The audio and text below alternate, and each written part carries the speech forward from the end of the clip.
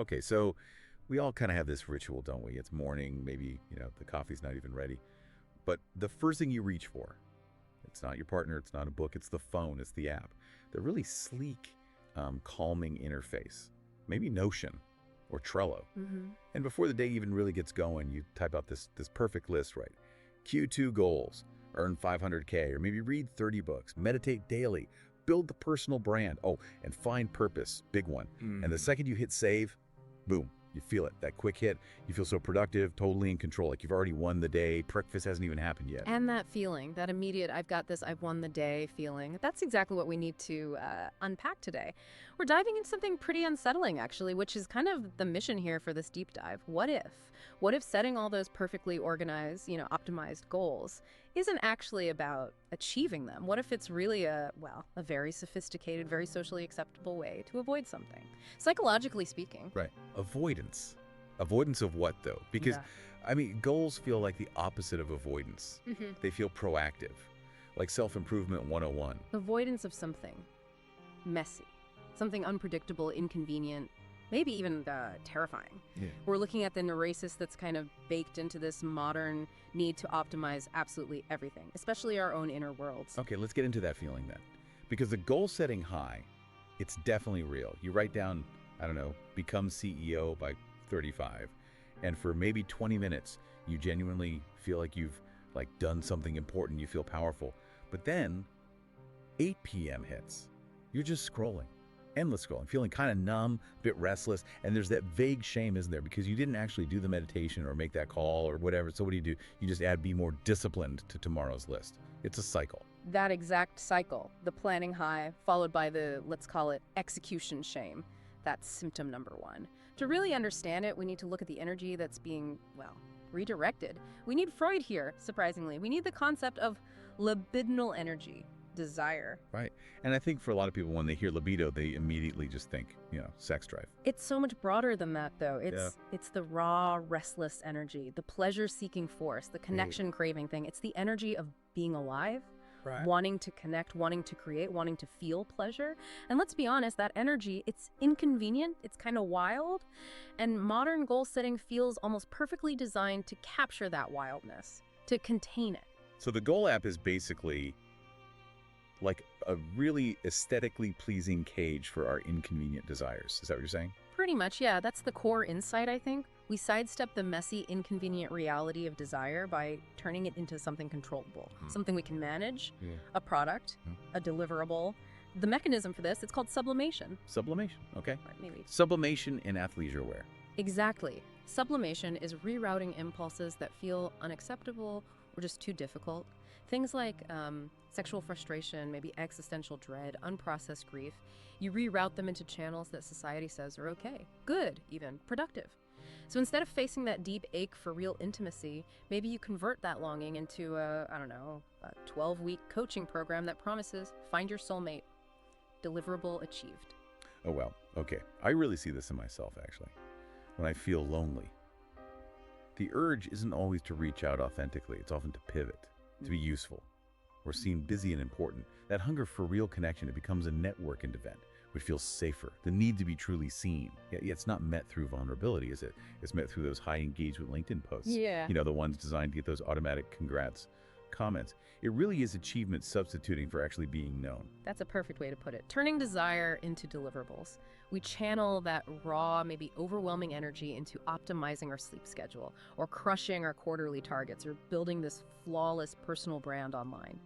And the satisfaction, it isn't really in the final outcome, it's in that immediate but temporary feeling of control that setting the goal gives you, right now. That framing makes the goal itself sound less like a target and more like a psychological fortress. Yeah. Built purely for defense. That's precisely what it is. Often, we build this fortress of achievement.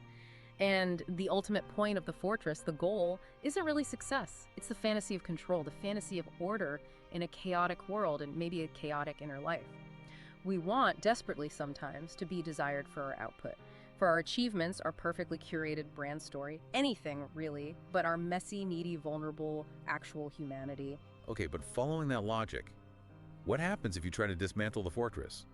I mean, if you stop setting goals altogether, don't you just descend into, total chaos, Yeah. utter inaction. Isn't some structure necessary just to, function in the world, get things done? That's the million-dollar question, isn't it? And it points straight to the fear that drives the goal setting. The fear is exactly that. Without the structure, we fall apart, we become unproductive. Unlovable, maybe. But look at hustle culture. What is it really performing? It's performing the absence of need, the absence of vulnerability. The ideal person in this model is always grinding, always leveling up, never just longing, never aching, never still. Because if you're always moving towards a goal, you never actually have to stop and ask yourself, wait, what am I running from? And we apply this fortress thinking to, well, everything. Look at dating apps. Courtship becomes this gamified to-do list, doesn't it? Match with 5 people this week, find the one by summer. Check, check, check. It stops being about messy, irrational attraction or kicking an actual emotional risk. It becomes about validation, that little dopamine hit of someone swiping right, being chosen.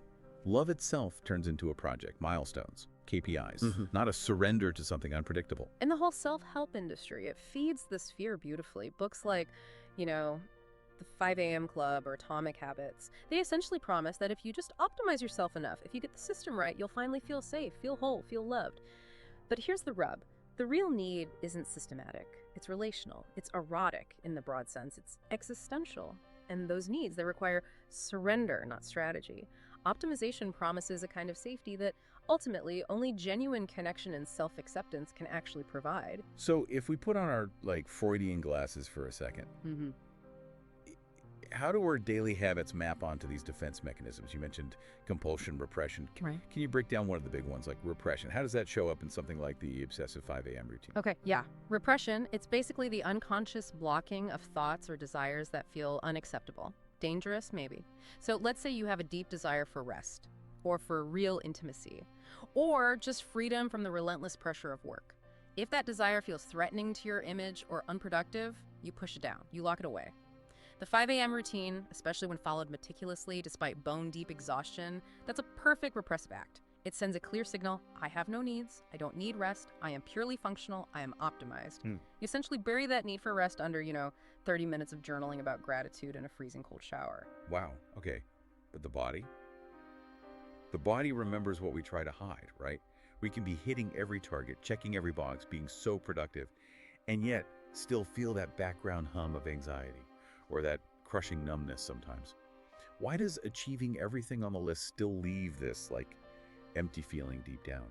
Because when you lock away that raw desire, that emotion, that libidinal energy we talked about into a spreadsheet or a routine, the unconscious doesn't just forget, it starts knocking, louder and louder.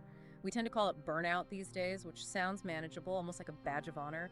But often it's really the return of the repressed. The stuff you push down is bubbling up, and the body speaks in symptoms, doesn't it? That inexplicable rage you feel when a coworker makes a tiny typo, or suddenly crying during a sappy commercial, or that profound emptiness that hits you the moment after you achieve that huge goal you work so hard for. Right. And what about anger? All that aggression we're supposed to swallow because we have to be polite, productive, professional.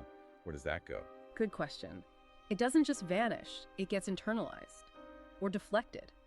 We've become absolute masters of polite aggression, haven't we? We don't confront people directly, we disengage. We set boundaries that are actually walls. We release what no longer serves us, which often just means ghosting someone or avoiding conflict.